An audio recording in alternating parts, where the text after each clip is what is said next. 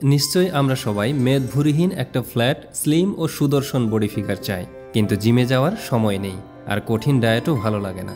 যদি বলি এসব ঝামেলার দিন শেষ, যদি বলি শুধু একটা ব্যায়াম করেই আপনি আপনার পেটের মেদ কমাতে পারবেন, অবাক হচ্ছেন? চলুন আজ সেই গোপন রহস্যটাই আপনাদের জানাবো। পেটের মেদ কমানোর কথা উঠলেই আমরা প্রথমেই ভাবি ক্যালোরি গুনে গুনে খাওয়ার কথা, মানে কম খাবো, ওজন কমবে। শুনতে সহজ মনে হলেও এটাই কিন্তু সবচেয়ে বড় ভুল। আপনি যখন হুট করে খাওয়া কমিয়ে দেন, তখন আপনার শরীর চালাক হয়ে যায়। সে ভাবে হয়তো সামনে খাবারই পাওয়া যাবে না, তাই শক্তি খরচ না করে জমিয়ে রাখতে শুরু করে। ফলে আপনার মেটাবলিজম বা হজম শক্তি আরও ধীর হয়ে যায়। আর সবচেয়ে বড় সমস্যাটা কি জানেন? কম খেয়ে সারাদিন পেটে থাকে ক্ষুধার যন্ত্রণা, অন্যদিকে মেদও কমছে না। এটা কি সহ্য করা যায়? তাই ক্যালোরি কমানোর এই পুরনো ধারণা থেকে আমাদের বেরিয়ে আসতে হবে। তাহলে আসল সমাধানটা কি?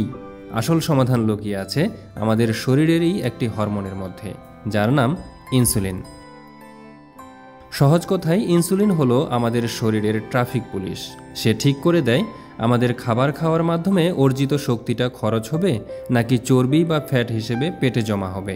যখন আমরা বেশি পরিমাণে ভাত, রুটি, চিনি বা মিষ্টি জাতীয় খাবার খাই, তখন ইনসুলিন বেড়ে যায় এবং শরীরকে নির্দেশ দেয় অনেক শক্তি এসেছে, তাড়াতাড়ি চর্বি জমিয়ে রাখো। তাহলে বুঝতেই পারছেন, পেটের মেদ কমাতে হলে আমাদের আসল কাজ হলো এই ইনসুলিনকে নিয়ন্ত্রণ করা। আর সেটা করার সবচেয়ে সহজ উপায় হলো শর্করা বা কার্বোহাইড্রেট জাতীয় খাবার কমিয়ে দেওয়া।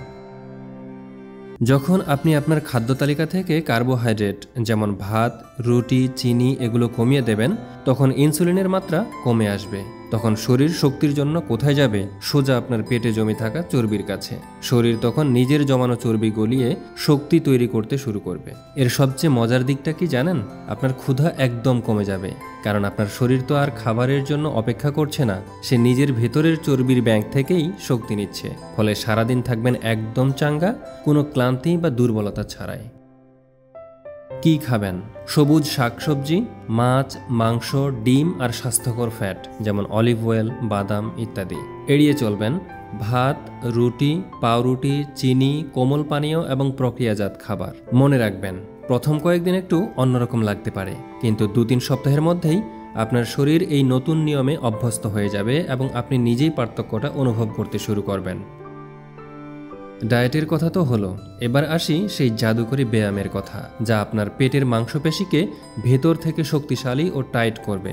সিট আপ বা ক্রাঞ্চের মতো ব্যায়াম অনেক সময় কোমরে ব্যথা তৈরি করতে পারে, কিন্তু এই ব্যায়ামটি সম্পূর্ণ নিরাপদ এবং বেশি কার্যকর। ব্যায়ামটির নাম ডেড বাগ বা মৃত পোকা। নামটা অদ্ভুত হলেও কাজটা কিন্তু দারুণ। চলুন দেখে নেই কিভাবে করবেন। প্রথমে মাটিতে সোজা হয়ে শুয়ে পড়ুন। এবার আপনার দুটো হাঁটু ভাঁজ করে নিতম্বের উপরে তুলুন, যেন আপনার থাই দুটো 90 ডিগ্রি অ্যাঙ্গেলে থাকে। আপনার দুটো হাত সোজা উপরের সিলিংয়ের দিকে তুলে ধরুন। আপনার কোমর বা পিঠের নিচের অংশ যেন মাটি থেকে উঠে না যায়, সেদিকে খেয়াল রাখুন। পেটকে ভিতরের দিকে টেনে পিঠ মাটিতে চেপে রাখুন।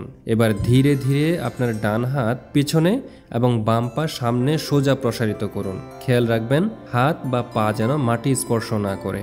আবার আগের অবস্থানে ফিরে আসুন। এবার একইভাবে বাম হাত পেছনে এবং ডান পা সামনে প্রসারিত করুন। এভাবে এক পাশের পর অন্য পাশে মোট 10 থেকে 12 বার করুন। প্রতিদিন মাত্র কয়েক মিনিট এই ব্যায়ামটি করলে আপনি নিজেই দেখবেন আপনার পেটের আকৃতি কতটা বদলে গেছে। এটি আপনার পেটের চারপাশে একটি প্রাকৃতিক বেল্টের মতো কাজ করবে। বন্ধুরা, দেখলেন তো, পেটের মেদ কমানো আসলে রকেট সায়েন্স নয়, শুধু দরকার সঠিক জ্ঞান এবং একটুখানি চেষ্টা। পুরনো ভুল ধারণা বাদ দিয়ে ইনসুলিনকে নিয়ন্ত্রণ করুন এবং প্রতিদিন কয়েক মিনিটের জন্য ডেড বাগ ব্যায়ামটি করুন। আমি গ্যারান্টি দিচ্ছি, কয়েক সপ্তাহের মধ্যেই আপনি দারুণ ফলাফল দেখতে পাবেন।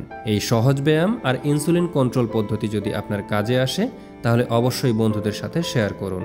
আর এমন স্বাস্থ্য সচেতন ভিডিও পেতে কেয়ার বাংলা চ্যানেলটি সাবস্ক্রাইব করে পাশেই থাকুন। ভালো থাকবেন সবসময়, ভালোবাসা অবিরাম, সচেতন হন, নিরাপদে থাকুন। দেখা হবে পরের ভিডিওতে। আল্লাহ হাফেজ।